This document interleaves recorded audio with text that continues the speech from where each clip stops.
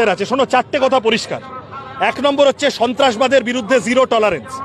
এইটা করে নাও, সবাইকে বলছি, সন্ত্রাসবাদের বিরুদ্ধে জিরো টলারেন্স। আমি সিপিএম এর কথা বলতে পারি, আমি ফেকুর কথা বলতে পারি না, আমি মাকু সেকু ওই অবধি বলতে পারবো, ফেকুর কথা বলতে পারবো না। আমরা বামপন্থীরা বলছি সন্ত্রাসবাদের বিরুদ্ধে যতদূর লড়তে হয় ইন্ডিয়ান আর্মি লড়লে আমরা তার সাথে আছি, জিরো টলারেন্স।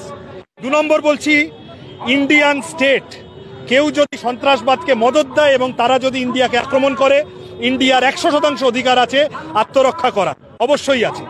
3 নম্বর বলছি কিন্তু শুধু যুদ্ধ দিয়ে এই ধরনের সমস্যা, সন্ত্রাসবাদ অনেক গভীর সমস্যা, প্রচুর অস্ত্র লবি, অনেক রকম গোলমাল জড়িয়ে আছে এর সাথে, অনেক দিনের সমস্যা। শুধু যুদ্ধ দিয়ে হবে না, ডিপ্লোম্যাটিক প্রেসার, আন্তর্জাতিক প্রেসার তৈরি করতে হবে। এই সময় যখন এত অভিযোগ, IMF এর লোন পেল কি করে পাকিস্তান, প্রশ্ন করছি তো আমরা। সুতরাং ডিপ্লোম্যাটিক টক্স, প্রেসার করতে হবে।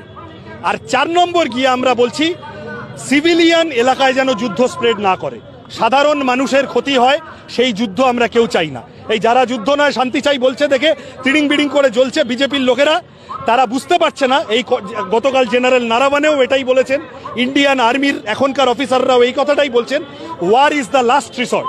এই কথাটুকু শুধু কেটে ছেড়ে দেবে না, তোমাদের বলছি, পুরো কথাটা যা বলেছি দেখাবে। আমরা সবাই মিলে চাইছি সন্ত্রাসবাদের বিরুদ্ধে লড়াই, সাধারণ মানুষ যেন যুদ্ধে ক্ষতিগ্রস্ত না হয়।